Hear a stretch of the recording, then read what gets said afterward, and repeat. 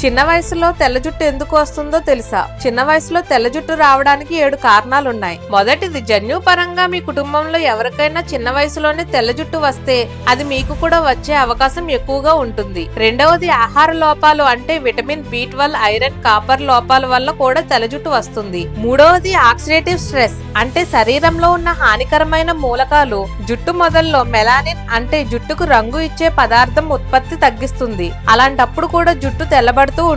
నాలుగవది, హార్మోన్ మార్పులు అంటే కొంతమందిలో థైరాయిడ్ కి సంబంధించిన సమస్యలు కూడా తెల్ల జుట్టుకు కారణం కావచ్చు.